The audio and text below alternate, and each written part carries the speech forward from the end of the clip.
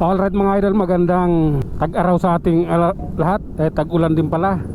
Okay, nandito tayo sa may McKinley na idol. Ayan. At itong sasabayan yung flow ng mga sasakyan. Ayan na. 3 bar yung gas ko. Mukhang magkakarga na naman ako ngayon nito Lately, napapansin ko magastos na sa gas itong motor ko Kailangan na atang ipa-overhaul. Pwede na siguro overhaul 4 years. Oops. Okay. Eto, palabas tayo ng EDSA. Oh my god. Okay. Tara, may nahuling pick up. Sige, dire-diretso tayo mga idol. At sa mga oras na ito, hindi pa naman gaanong puno itong kalsada na ito, approaching ng Buendia. Pero tanghali na pero nasa ano na 6:45 or 6:50 na ata. Ayo 6:50 kasi 6:48 ako lumabas ng gate ng Forbes Park So 6:50 na rin. Mag-alas 7 na rin.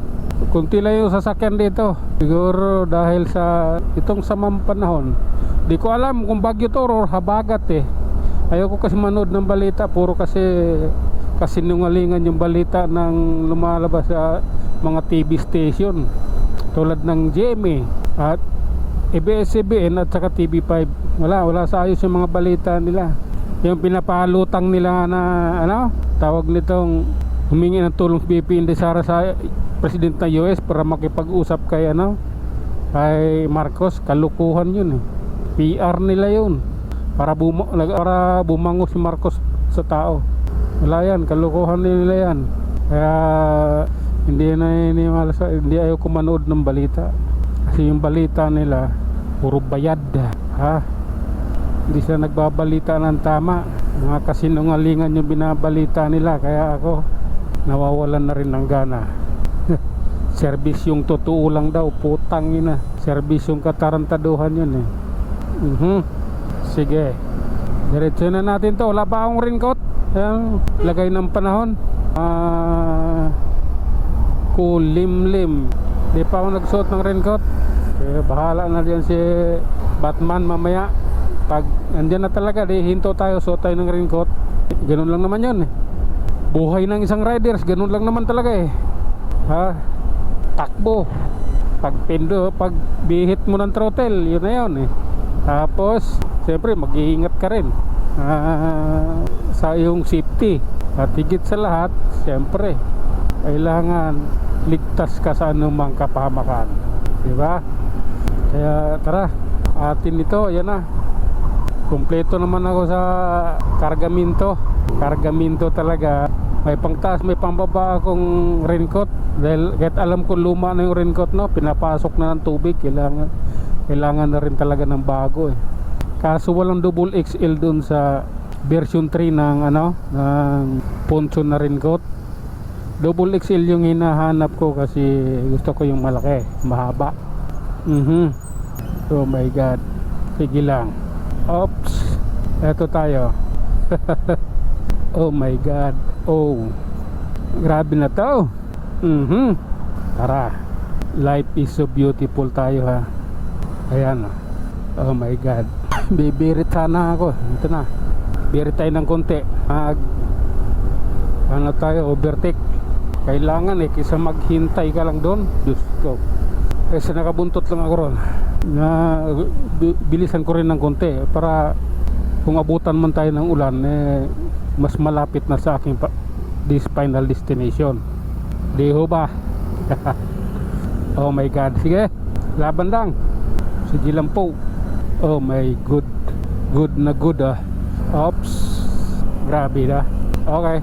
Naisilip ko lang sa side mirror yung aking camera. Tinitingnan ko kung mamamatay. Naging okay siya kahapon. Kaya yung video ko kahapon maiksi na lang yung ko kasi nga yung upload natin ay yung ating buhay ng camera nung in-upload. Nag-video tayo, maiksi na lang dahil katitisting ko nga nung gabi para lang pag-aralan yung settings ng video niya, kung bakit nga ba nagkaroon ng ganon. Kaya nakisama naman, kaya ito nakabuo tayo ng video. Kala ko gagastos na naman ako ng 3,000 mahigit para lang maipagawa yung aking camera. Although may problema naman talaga yung switch nito, yung on off, tanggal na yung takip eh. Ano ba, ambon na ba yun? O talsik lang na motor? Talsik lang ata eh. Okay, tara, relax lang. Oops, oh my god. Sabi na to, iwas tayo sa butas. Oh, pati din pala yung 4 wheels umiiwas din pala sa butas eh. Ayaw niya yung may mga butas. Iwasan din niya doon oh. Kitang kita mo naman, nag-iingat din sila. Oops, sige lang. Oh my god. Tara, dito tayo, Mega Mall. Oh my god, tara. Ano bang meron? Putangin ng malamig. Malamig ang simoy ng hangin. Anong pizza na no? Tuloy-tuloy pa rin yung ulan. Nakakasawa din yung ulan na pang matagalan na. Okay, ganito po yun no. Oops, oh my god. Tara. Oops. Oh. Grabe na to. Ayan, nagsisimula na yung ambon eh. Tamang tama sa white plains ito. Magsusuot tayo ng raincoat. Bilisan ko lang ng konti. Oops. Sige, sa isinta na mahigit takbo ko eh. Malakas yung hangin, medyo nakakatakot. Ayan na yung ulan oh.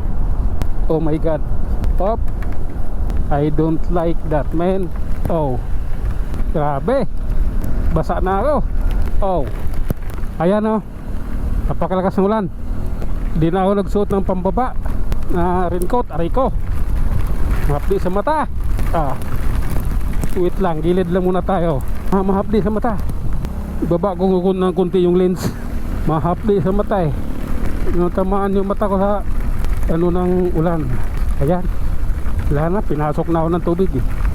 Butas na talaga yung ano ko, raincoat eh. Oh, sige ha, tuloy-tuloy lang tayo. Ayan yung ulan oh. Kita nyo naman o hindi mapagkailaan natin yung ulan na yan. At siyempre mayroon na siguro lugar na binaha na. Oops. Okay, santulan pa lang. Oh. Sige na nga. Pati belt bag ko basa eh.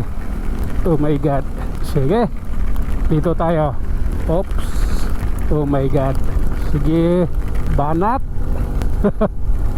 Ay nako, nag-raincoat nga, naligo naman. Oh lala. Oops, wala kayos eh. No, naulan. Ganun lang, binasa lang talaga ako. Buisit. Okay, tuloy-tuloy lang tayo mga idol. Kahit basa, pauwi naman ha. Bibihis na lang sa bahay. Wala eh, riders eh. Pag riders, alam na. Wala dyan, madulas. Alam na, maggandahan. Pag kamuti. Oh, lumalim yung tubig, gandahanin mo. Okay, yun eh. Oops, I love you talaga kaibigan. Ayan na. Bumulusok eh. Grabe na yan. Oh, okay. Ayaw mo palang mabasa yung sapatos mo. Ayun yung matalsikan, pero basang-basa eh. Oh, okay lang. Lalay lang tayo idol ha.